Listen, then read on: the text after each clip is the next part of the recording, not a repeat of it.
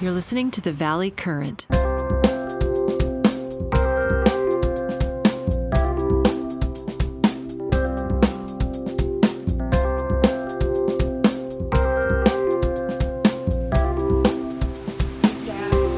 Hey, Margaret, how are you? Good. You've had such a busy day today. You've been interviewing other authors, and you're an author, and you're writing books and giving. You know that all. Well, I know it. I've been following you. I've been reading your chapters, sneak preview. You're famous. Oh, yeah. You are. All right. We're actually recording the audiobook today. So Are you doing it in your own voice? yeah, I felt like that was the right thing to do. I think that's the right thing to do. I listen to a lot of audiobooks, and I can tell you the ones where the authors do the narration are much better always than the other ones. Way better. So it's probably feels like a big burden, but I think it's a smart move. It's been an interesting challenge because she's right next to me.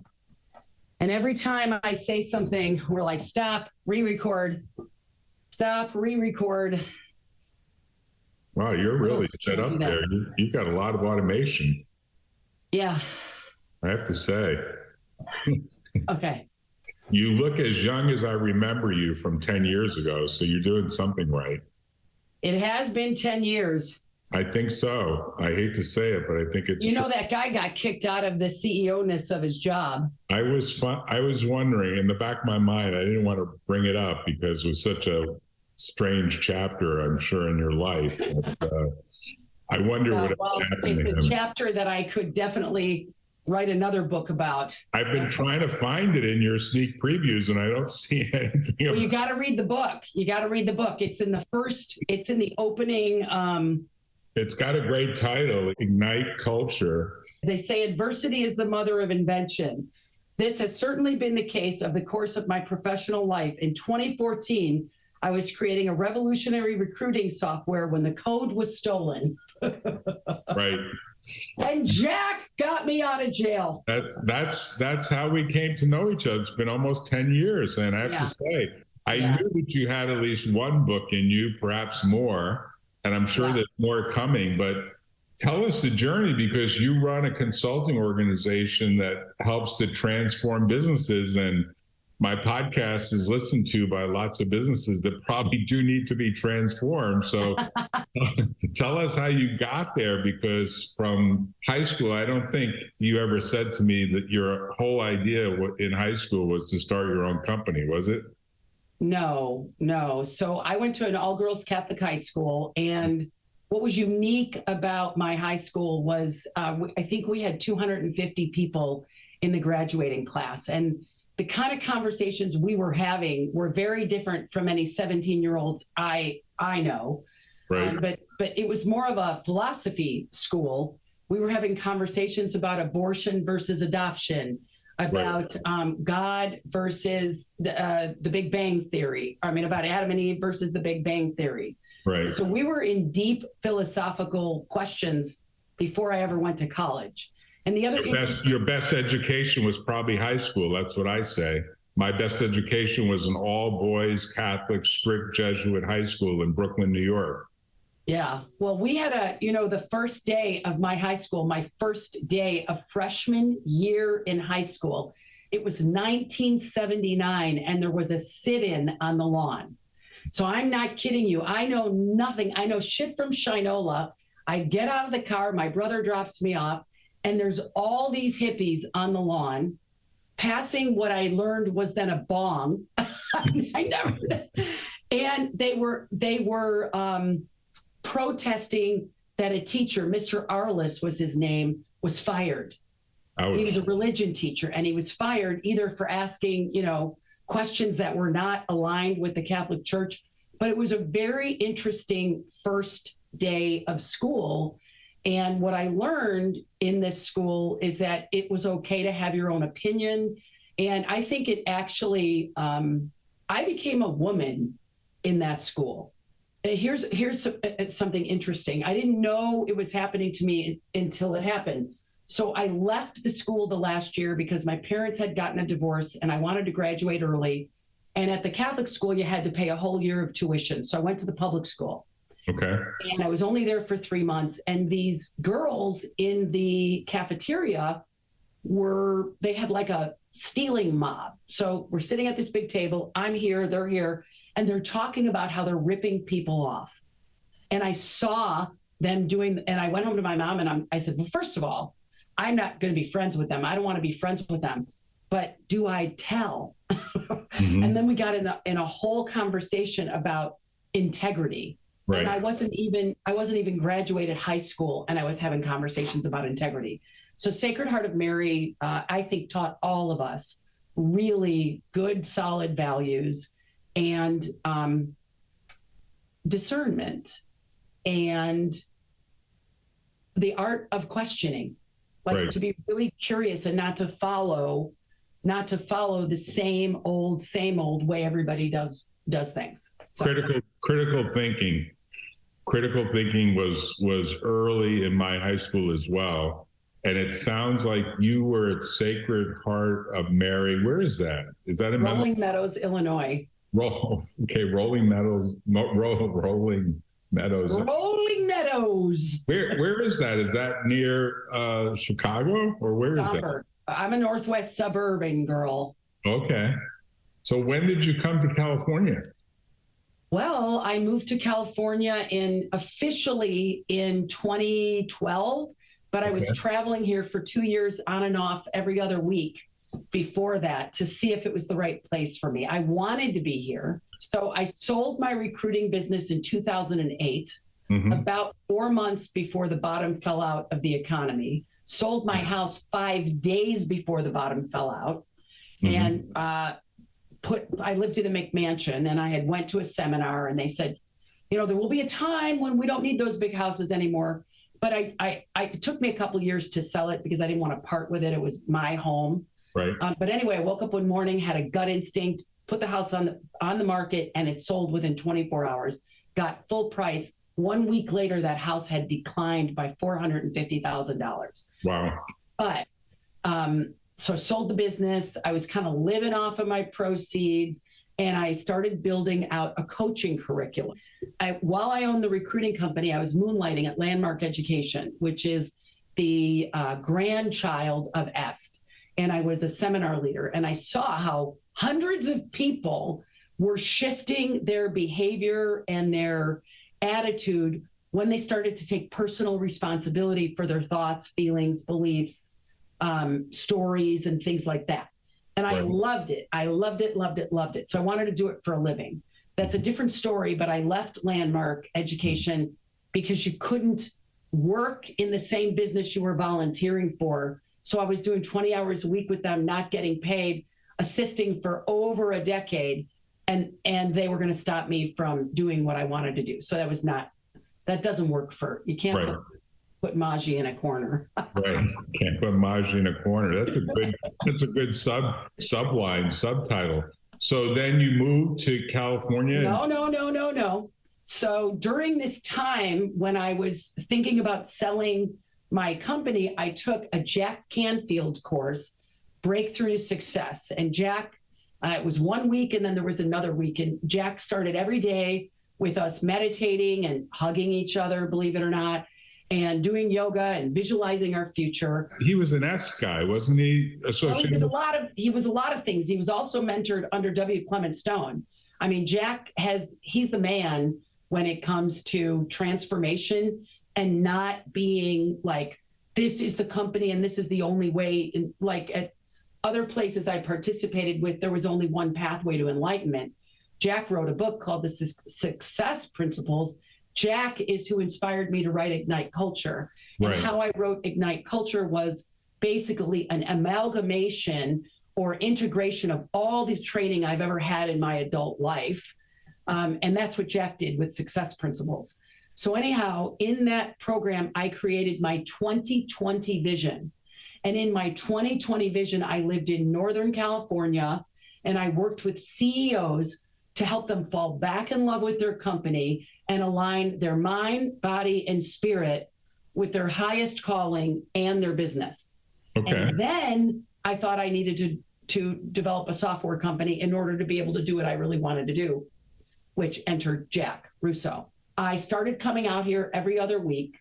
I had this fixed thought that I had to have a software company, sell it for millions so that I can do what my heart's desire was, which is to do culture work with CEOs, because I had a heuristic, a barrier, an anchor on what I thought coaches could earn and the difference I thought coaches could make. To me, it was a very kind of fake industry, a lot of charlatans, and I just thought I have to be somebody before I can do that. You were probably shaped by that experience at Landmark Education where you volunteered. They probably constrained you in such a way that you thought, hey, there's not going to be much money in this whole coaching thing, so I got to step away. Right, I got to step away $2 million. Because actually, as a person leading transformation, we never got paid.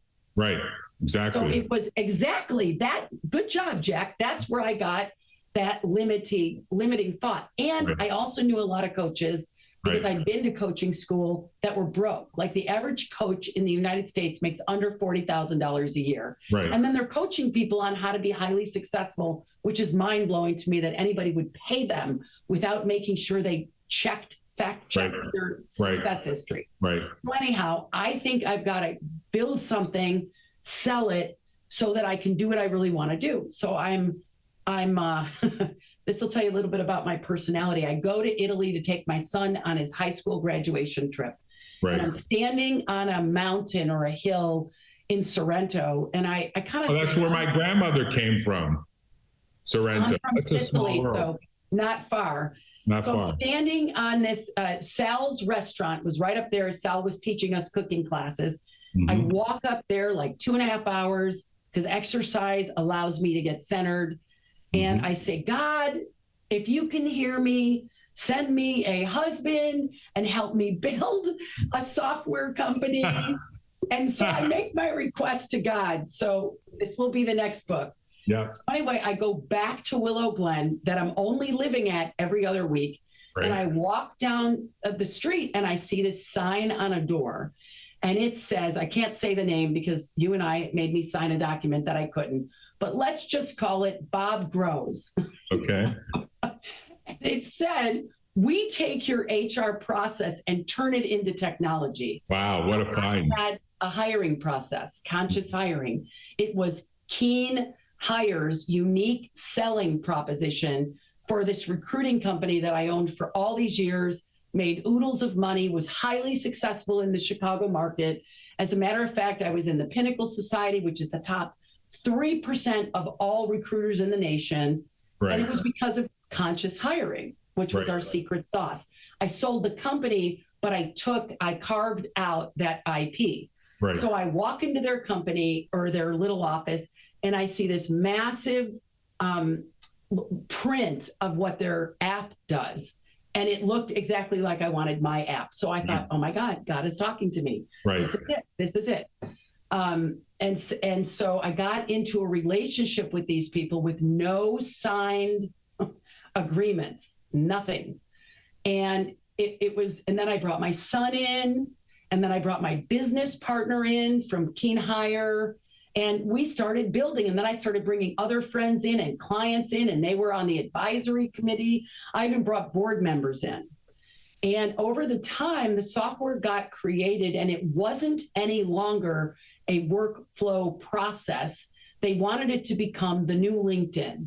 Now, everything in my body was, we're not going to compete with LinkedIn, because the president of that software company wanted to disintermediate the human out of human resources. Yeah, that's pretty hard.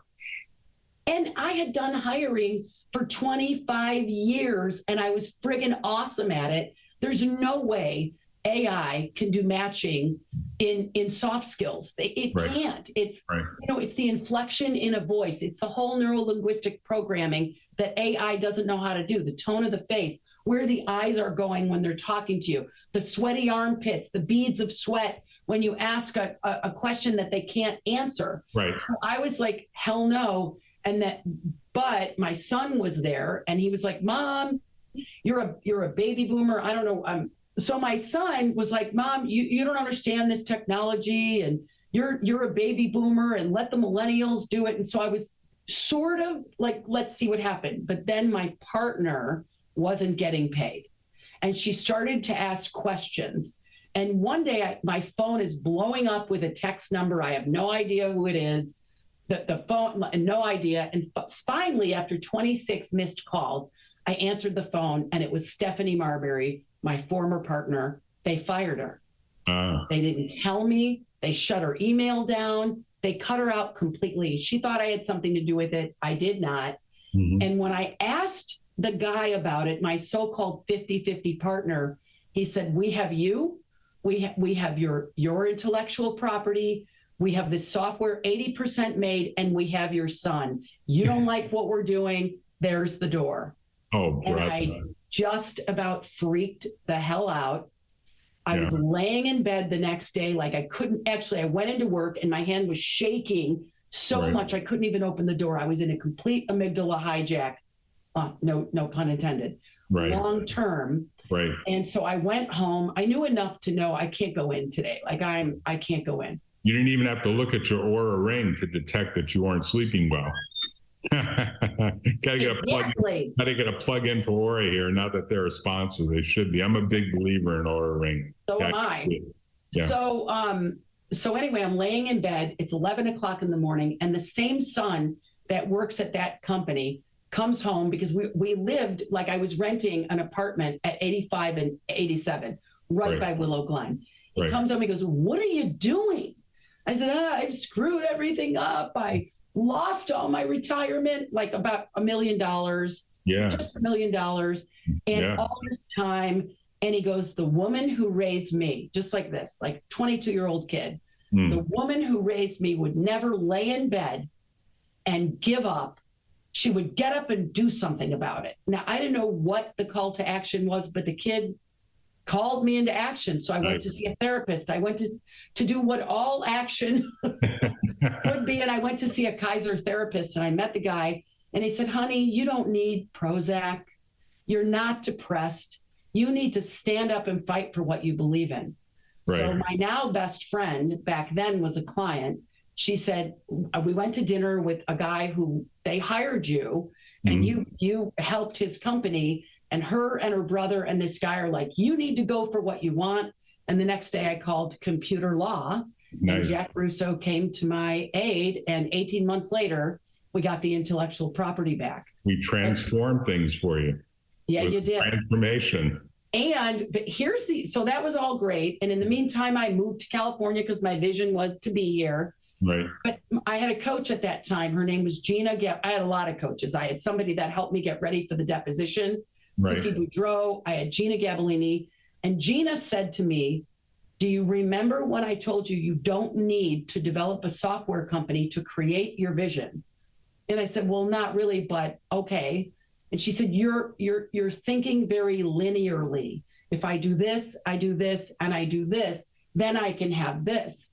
And in that moment, I realized that I had put all those obstacles in my way. It was greed that had me get into business with that guy. Total greed. I wanted to make a lot of money. I was not listening to myself. I was not making sure that I had good agreements in place. There were things he was doing with the software that I didn't trust, but I thought he was smarter than I was. And so I reached out to all my clients. I told them that Keen Hire was no longer, and that I was going to start coaching organizations on creating alignment. And I started getting people hiring me. There's the tail. That set you in motion to have a great company, because you have a great company, and now you've come out with a book called Ignite Culture that's been in the works for a while. And I got some email deliveries of different chapter summaries, or is it the actual chapter? Yeah. So a couple things I just want to say is 2 years after that therapist appointment, KeenAlignment made it into the Inc. 5000. Nice. We had helped several companies that had toxic, destructive cultures, and then several more that were transitioning leadership. Like old school was retiring or leaving, and new school had to come in, but the employees didn't want to adjust. And we just had so much success because we bring in 20 years of understanding talent, and then all the human potential. And the company is where the intersection is. Right. So the book, Ignite Culture, is really stories of different companies we've worked with. And then the workbook, we're actually creating a workbook, the recipe for what is the roadmap for how to transform your culture or elevate your culture or create a constructive, high performance, intentional company. So what you have is you have the sneak peeks, which we took one page out of each chapter, and that's what you're getting. Okay, got it. The actual book is $20. It's a paperback. It's already a bestseller. It's made all the lists. Nice. Not Wall Street Journal. I mean, not New York Times, but Wall Street Journal.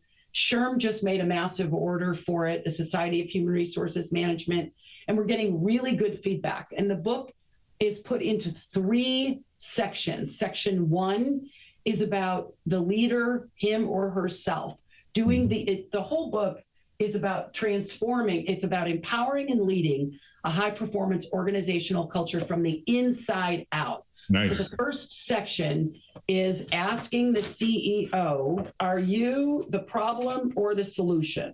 Right. And then it really gets into looking in the mirror. The second section is about the leadership team. And the third section is about getting to critical mass, taking this methodology, this roadmap to the entire organization. And so the last 4 days, I have been recording the audiobook in this same place that I am sitting now. Nice. And as I'm reading the book to myself and my producer, I am seeing the faces of companies I'm currently working with that are experiencing everything the book talks about. Right. And they're not actually applying, like they're my customers, but they're not applying the exact. And some of them are brand new customers, like just signed a statement of work and we're doing a deep alignment. But what I've been doing is taking snapshots of the book and emailing it to them or texting them and saying, read chapter 7, paragraph 4, because it's exactly what you asked me for coaching in. Right. So one of the reasons I wrote the book is I'm 58 years old. I'm probably only going to work at the level and the pace that I am now for another 4 or 5 years. But I want to teach people to fish. I've always been a teacher, a trainer. I believe in transformation. I believe in and my calling is to liberate the human spirit. Right. So the book really is, here's the recipe, y'all. Read it. And if you want help, I'll be happy to help you. But you're going to have to do some deep internal work like I had to do when I lost my software. For a year and a half.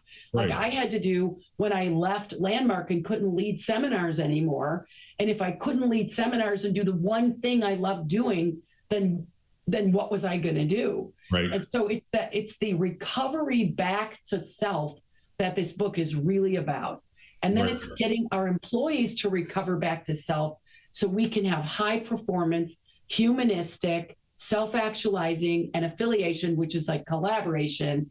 So our organizations can be market leaders and have an emergent, agile culture, which is required for the shit show that is going on in the world right now. Right. So what do you do? Let me ask you some pointed questions because I've read each of the sneak previews that you sent, which I think were like 14 or so. And the questions that emerged for me were things like, well, what do you do when you walk in and you say the leader really has to lead? He's the problem. As you say, he's not the solution, or she. I mean, I could think of a number of our clients where I've said to the board, you know, you're at a stage where maybe the founder needs to kind of become the CTO as opposed to remaining the CEO because he or she is not going to raise the next big money or not going to get to the next big deal. It's a hard thing to face, but a lot of companies have to face it, right? Yeah. So there's a couple ways we would approach that. First of all, we always recommend sound and current data. And as an attorney, I'm sure you appreciate that. Yeah. So we do a survey called the Ideal Actual Culture Survey, where people fill out a report of exactly what they want in a high performance culture, what they think is needed to have the alchemy of a high performance culture. Right. And then we ask them another survey, a group of survey questions, which is, what do you currently have? And so I'm working with a company right now that I of course won't say the name, but they're $2.5 billion. They're exchanged on the New York Stock Exchange. So they're a public company. Yeah, big 1,500 employees or 15,000 employees off there. Right. And the CEO is a great guy. As a matter of fact, everybody says he's the best boss they've ever had. But they have people on the leadership team that hate each other. Yeah. And it's completely toxic. And they each of them individually thinks it's the other guy and the other guy and the other guy. So on the ideal versus actual culture, they all want high performance, healthy, self-actualized, high achievement, affiliative, humanistic, and self-actualized. Right. And humanistic. Right. But what they have is extremely passive aggressive. Right. They have a massive gap.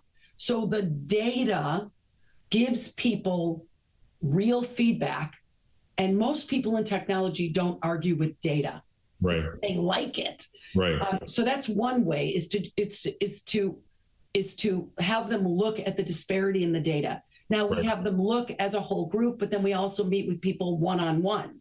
Right. We also do assessments that look at what does it take to lead in the world that we're living in the 21st century, which has been quite chaotic since it started. Yep. And it's just continuing to get more chaotic, more volatile, more uncertain, and even more ambiguous. The term is VUCA, volatile, uncertain, complex, and ambiguous, I think is what the VUCA stands for. So we also do individual surveys. We will look at the leader and evaluate them in 7 core areas. Okay.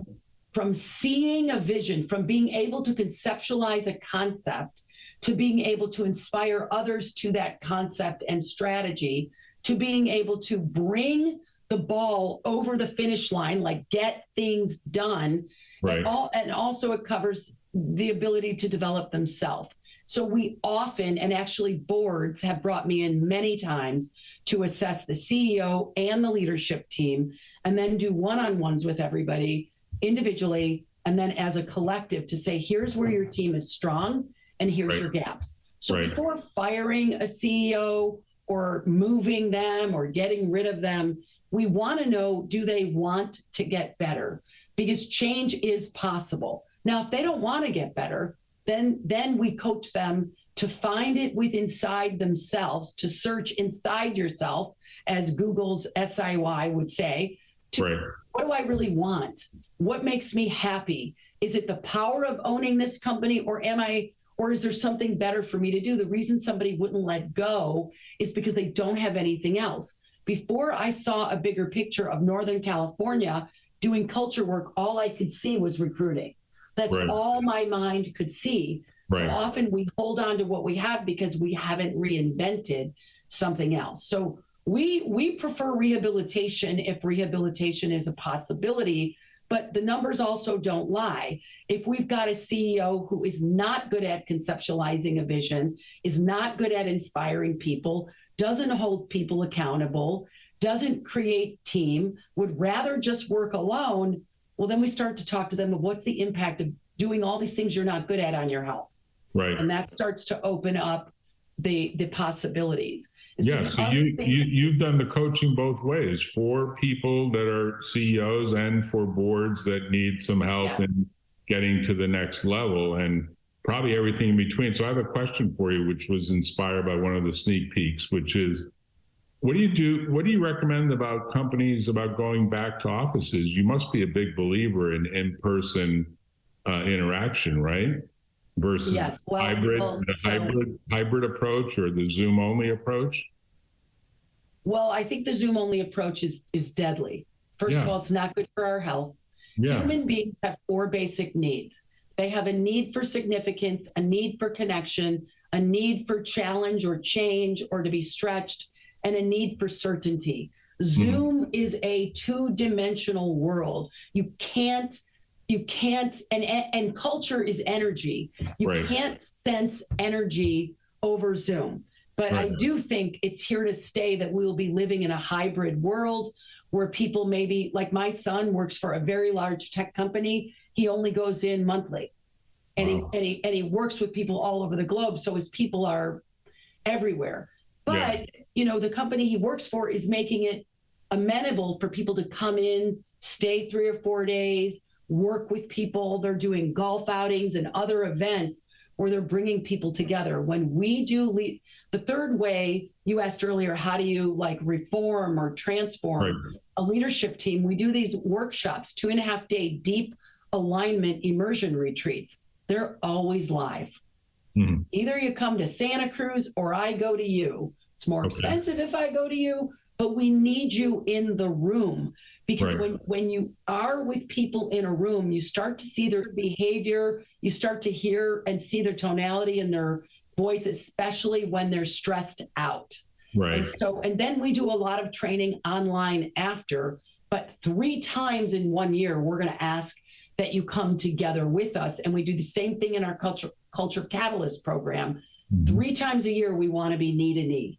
And so companies, I have another client who does architecture, they do workspace. What they're seeing is companies creating live, work, and play space. Like, come in, we'll all collaborate, we'll have innovation day, we'll do these innovation hubs. But if you've got a team that is never getting together, you're leaving something on the table. So what if you have to pay $50,000 every quarter or 3 times a year to bring people together? Don't just bring them together for foosball. Have an expert, I'm not saying me, but someone like me, come in and teach them something and bring the energy, elevate the energy, so people walk away and are infused at least for a couple months. But working at home, man, it's got all of its perks, and it's also got a lot of distractions. And if I'm left to my own devices all the time at home, what if I have trash in my head? What if I don't have a positive environment that I live in? So I think it's dangerous to go 100% remote, even if you're hiring people globally. Build in to the bank account money to spend to have people be together. So do you think, when you look at these different companies, and a lot of them are tech companies, where they're saying, no, we're going to allow people to work anywhere, do you think those companies are eventually doomed? Like, in the really big long-term view, would you say those companies are likely going to lose market share, lose talent, lose creativity, and eventually they'll either get sold or they'll close down, or something will happen, because you just can't get the kind of creativity if you don't have people coming together on some regularity, whether it's 3 days a week or 2 days a week? Well, so I agree and I don't. Okay. So here's the deal. Like I said, if you're going to have a remote workforce, build in innovation days where people come together, not over Zoom. You can do things over Zoom and you can use all this technology. But, even my eye doctor said, Maja, you got to stay off Zoom. Your eyes are going bad. And we're going to start hearing things like the electromagnetic waves are not good for us, to be sitting in front of the computer on camera, on lights all day. Not good.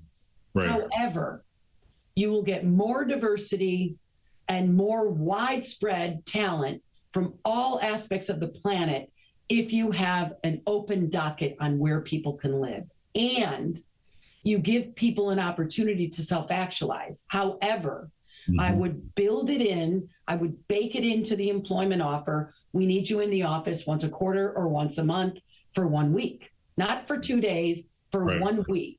And some companies that I work with are doing it 1 week a month. Some companies I work with are doing it 1 week a quarter. Some companies are moving. We're going to have our meeting in New York. Then we're going to have our meeting in Texas. Then we're going to have our meeting in Detroit. We're going to have our meeting in London. But I do think if you have a remote workforce, you have to double down on your one-on-ones. You have to double down on how much attention you pay to people. You have to really spend time understanding who you have on the team. And you also have to double down on the quality of your meetings. Having people show up at meetings that they don't need to be in, just so you can see the whites of their eyes that they're working, is really not good. And then the other thing, this is unpopular, but I don't think it's an accident that we all went remote and then all these tech companies are laying off all these people. Right, exactly. What's happening is the unproductive people who do not know how to manage their own time. Now, there's going to be a lot of haters that hear this and are going to be mad at me, but if you're not like, I am a naturally productive person. I've been productive since I was 19 years old in a straight commission job. Okay, 20 in a straight commission job. If I wasn't productive, I didn't eat and I didn't feed the children. Right. But not everybody is intrinsically motivated to stay productive and get work done. They get distracted. They have scattered attention syndrome. Scattered brain syndrome. They have the adrenaline bias where they're doing a lot of busy work but not getting anything really done. And I think a piece of this layoff, at least I would say 40% my intuition. Because remember, I was in recruiting. This is my 8th recession, I think, or 8th economic weirdness, maybe 7th. We have to look since 1983. I think a majority of it is I am fleeing myself of unproductive people. And then there is, yes, we overhired. And then in that, some good people get let go because either they didn't know how to make themselves be noticed, or they fell into bad habits, or they were working on a project that just wasn't successful. But I think there is a way. And it's not the Jack and Maji way of 1983 that we were raised up in. I mean, I've been listening to Tim Ferriss of 4 Hour Workweek. I resisted that guy for a decade or longer.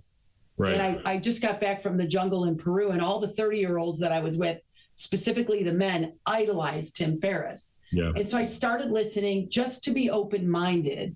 And he's a tech guy. He's made a ton of money on tech. He did a great TED talk about how he almost committed suicide. I'm sure you've heard that story. I have not. Oh, there's a great TED talk, because when I first learned of him, I thought it was all show and no substance. But he and I'm not a huge fan of his, but I am a huge fan of someone who is a huge fan of his. There's a Stanford doctor who I'm going to send you the link to, because you said something about, ending your career in 4 or 5 years. And I'm going to convince you that's not the right attitude for a variety of health reasons. So the reason we're doing this podcast may be somewhat helpful to your own view of what your calling really is and what you do with it. But Dr. Peter Attia is an MD from Stanford. He now moved, of course, with everyone else to Austin, Texas. And Tim Ferriss is in Austin, Texas.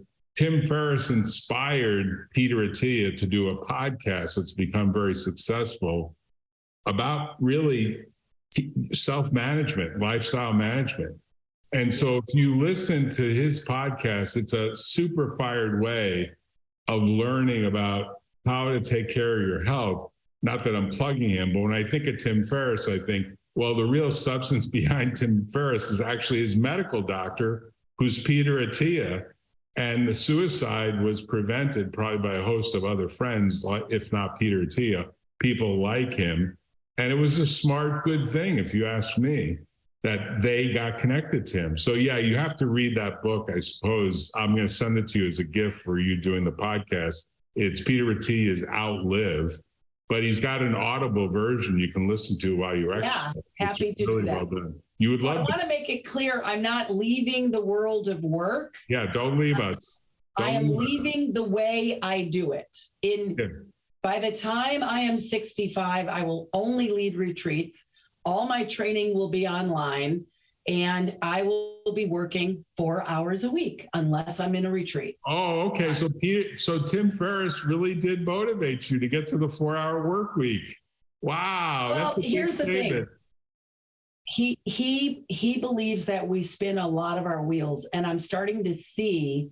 I mean, I see it with my clients all the time. Like, why are you guys doing that?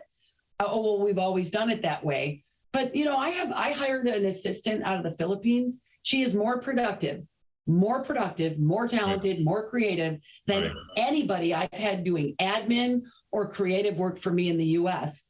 And I don't have to. It goes without saying that she's much more reasonable in cost. Well, the more people I hire that are super expensive, that are not transforming the world or liberating the human spirit, the harder it is for me to work less. Right. I'm going to get your book. I'm going to read it. And I'm going to list 10 questions that inevitably will arise. I listed a couple just were generated from the sneak peeks. And let's do another version of this where I ask you some pointed questions about the various chapters of the full-length book, because I thought the sneak peeks were summaries. I couldn't really tell. It wasn't clear what they were. But it generated a lot of thought. And I highly recommend the book just based on the sneak peeks, because you're motivating people to think about culture in a new transformative way, which I think is really based on lots of principles that are out there, but you kind of melded them together. I did. Great. Yeah. Yep. In a smart way. So I give you a big applause for that. I want to say you're looking young, so keep it going. No one would believe you're in your 50s now. No one would believe that. I don't know if you're still single, because I have all these guys that say, I can't find the smart single woman out there. And I think to myself, I wonder if Margaret is still single or what she's up to. But Margaret is still single out of choice. And I am waiting for the right person to come my way, who is smart, who is fit, who loves to travel and wants to make a difference on the planet. I like that. So who knows what's going to come out of this, Mags? You're going to love the result. Anyway, thanks for spending your time. I will definitely set another date after I get the book and read it. And I'll send you a list of questions in advance too. Take care. Okay. Bye-bye.